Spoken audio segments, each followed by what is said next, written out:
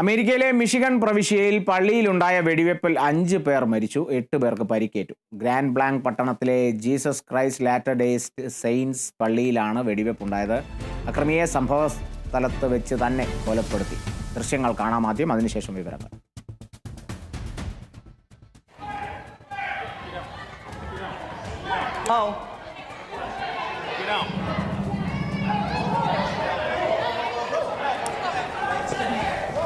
Idea. Come on here.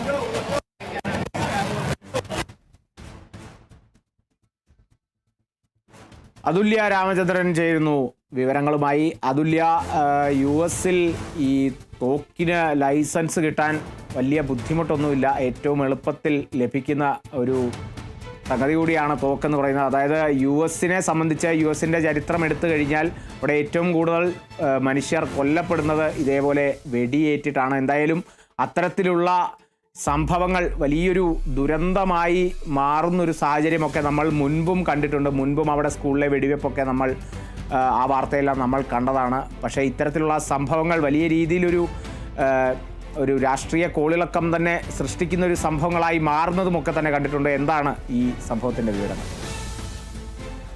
Kalidas, grand Blanc പട്ടണത്തിലെ LDS church എന്ന് പറയുന്ന മോർമോൺ ചർച്ചുകൾ, അത് വേറെ തന്നെ മറ്റൊരു വിഭാഗമാണ്. പ്രത്യേകിച്ചും അമേരിക്കയിൽ പലപ്പോഴും ഇത്തരത്തിൽ ലാറ്റർ ഡേ സെയിൻറ്റ് ചർച്ചുകളും മോർമോൺ ചർച്ചുകളും ആക്രമണങ്ങൾക്ക് വിധേയമാകാറുണ്ട് എന്നുള്ള സാഹചര്യത്തിൽ കൂടിയാണ് ഇപ്പോൾ വെടിവെപ്പ് ഉണ്ടായിരിക്കുന്നത്.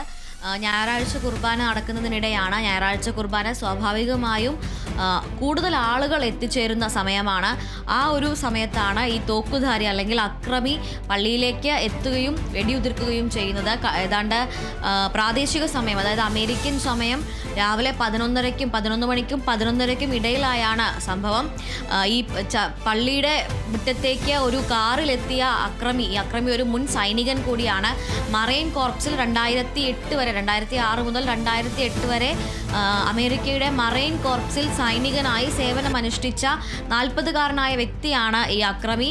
അയാൾ ഒരു ട്രക്ക് പോലുള്ളൊരു വാഹനം ഈ പള്ളിയുടെ ചുമരിലേക്ക് ഇടിച്ച് കയറ്റുകയും അതിനുശേഷം പള്ളിക്കകത്തേക്ക് വാഹനം കയറ്റുകയും കാറിൽ നിന്ന് ഇറങ്ങി വെടിയുതിർക്കുകയുമായിരുന്നു. അതോടൊപ്പം തന്നെ ഈ വെടിവെപ്പിന് ശേഷം അയാൾ പള്ളിക്ക് തീയിടുകയും ചെയ്തിട്ടുണ്ട്. ഈ വെടിവെപ്പുണ്ടായതിനു ശേഷം അവിടെ FBI-യും അതുപോലെ തന്നെ ATF ആൻറ്റി ടെററിസം ബ്യൂറോ അടക്കമുള്ളവർ അവിടെ പരിശോധന നടത്തിയിരുന്നു. ആ പരിശോധനയിൽ തീപിടുത്തത്തിന് ഉപയോഗിക്കുന്ന അല്ലെങ്കിൽ തീയിടാൻ ഉപയോഗിക്കുന്ന ഗ്യാസോലിൻ്റെ ക്യാനുകളും അതുപോലെ ഗ്യാസോലിൻ ദ്രാവകവും കണ്ടെടുത്തിട്ടുണ്ട്. അതിന് പുറമെ പള്ളിക്കുള്ളിൽ ഇയാളുടെ നിർത്തിയിട്ടിരുന്ന് ഇടിച്ച് കയറ്റാൻ ശ്രമിച്ച കാറിൽ നിന്നും ഇത്തരത്തിലുള്ള സ്ഫോടക വസ്തുക്കളും കണ്ടെടുത്തിട്ടുണ്ട്. ഈ ആക്രമണത്തിന് പിന്നിലുള്ളത് കാരണം എന്താണ് എന്നത് വ്യക്തമല്ല.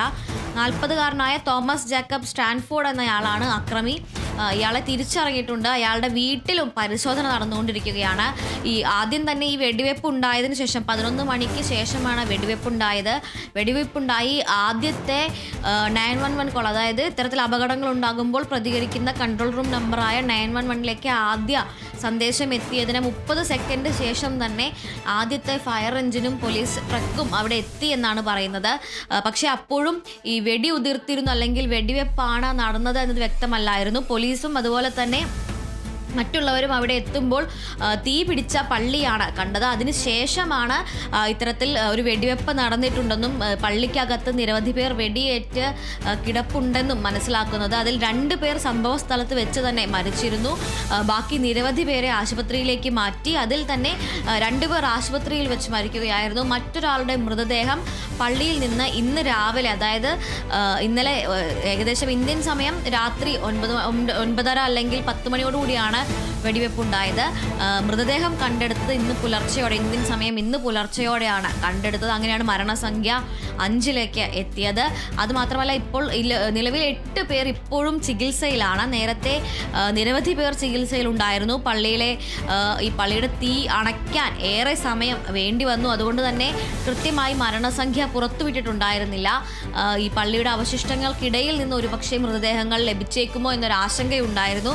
മാത്രമല്ല, ഈ തീ നിയന്ത്രണം നിയന്ത്രണ വിധേയമാക്കാത്തത് കൊണ്ട് തന്നെ ആരെങ്കിലും കുടുങ്ങിക്കിടക്കുന്നുണ്ടോ, പൊള്ളലേറ്റ് ആരെങ്കിലും മരിച്ചിരിക്കുമോ മുതലായ സംശയങ്ങളെല്ലാം തന്നെ ഉണ്ടായിരുന്നു.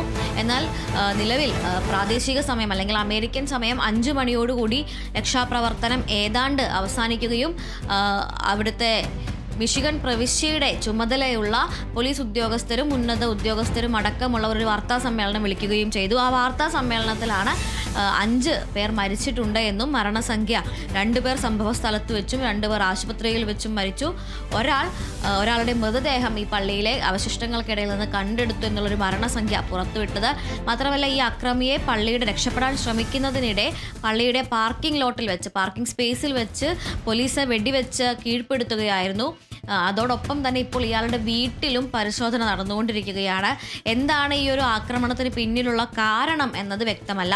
പിന്നെ കാളിദാസൻ സൂചിപ്പിച്ചതുപോലെ അമേരിക്കയെ സംബന്ധിച്ചിടത്തോളം ഗൺ ലൈസൻസ് ഏറ്റവും റിലാക്സബിൾ ആയിട്ടുള്ള നിയമങ്ങൾ, അതായത് തോക്ക് കൈവശം വയ്ക്കുന്നതിന് ഏറ്റവും അധികം ഇളവുള്ള നിയമങ്ങളുള്ള ഒരു രാജ്യമാണ് അമേരിക്ക. മാത്രമല്ല, അത് അമേരിക്കയിലെ തന്നെ 50 സംസ്ഥാനങ്ങളിൽ പല സംസ്ഥാനങ്ങളിലും യാതൊരുവിധ നിയന്ത്രണങ്ങളും തോക്ക് ലഭിക്കാനും അത് കൈവശം വെക്കാനും ഇല്ല എന്നുള്ളതാണ്. പലപ്പോഴും 16 വയസ്സ് അല്ലെങ്കിൽ 18 വയസ്സ് കഴിഞ്ഞ ഏതൊരാൾക്കും തോക്ക് കൈവശം വെക്കാനുള്ള നിയമപരമായ അവകാശം അമേരിക്കയിൽ ലഭ്യമാണ്. അതുകൊണ്ട് തന്നെ സ്കൂൾ ഷൂട്ടിങ്ങുകളും പബ്ലിക് ഷൂട്ടിങ്ങുകളും മോൾ ഷൂട്ടിങ്ങുകളും, അതായത് ഇത്തരത്തിൽ നിരവധി ആളുകൾ കൂടുന്ന, പുറത്തേക്ക് പോകാൻ എളുപ്പത്തിൽ വഴിയില്ലാത്ത ഇടങ്ങളിൽ വെടിവെപ്പ് നടക്കുന്നത് ഇപ്പോൾ സർവ്വസാധാരണമായിരിക്കുന്നു.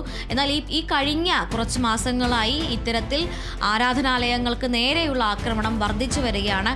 ഏറ്റവും അടുത്തുള്ള സംഭവം എന്ന് പറയുന്നത് ഇക്കഴിഞ്ഞ ഓഗസ്റ്റിൽ ദിവ്യബലിക്കിടെ 2 കുട്ടികളെ ഇത്തരത്തിൽ പള്ളിയിൽ തന്നെ ഹോളി മാസ് അല്ലെങ്കിൽ ദിവ്യബലിക്കിടെ വെടിവെച്ച് കൊന്നിരുന്നു.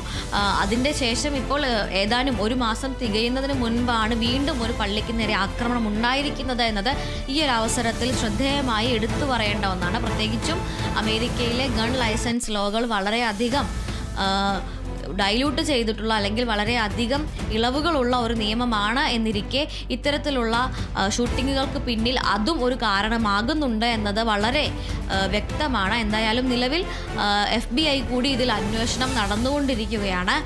തീവ്രവാദപരമായ ബന്ധങ്ങൾ സംശയിക്കുന്നില്ല എന്ന് FBI വ്യക്തമാക്കി. അതുല്യ രാമചന്ദ്രനാണ് വിവരങ്ങൾ നൽകിയത്. അമേരിക്കയിലെ മിഷിഗൺ പ്രവിശ്യയിൽ പള്ളിയിലുണ്ടായ വെടിവെപ്പിലാണ് 5 പേർ മരിക്കുകയും 8 പേർക്ക് പരിക്കേൽക്കുകയും ചെയ്തത്. ഗ്രാൻഡ് ബ്ലാങ്ക് പട്ടണത്തിലെ Jesus Christ Latter Day Saints പള്ളിയിലാണ് വെടിവെപ്പുണ്ടായത്. അക്രമിയെ സംഭവ സ്ഥലത്ത് വെച്ച് തന്നെ കൊലപ്പെടുത്തി എന്നുള്ള വിവരങ്ങൾ കൂടിയാണ് ലഭിക്കുന്നത്.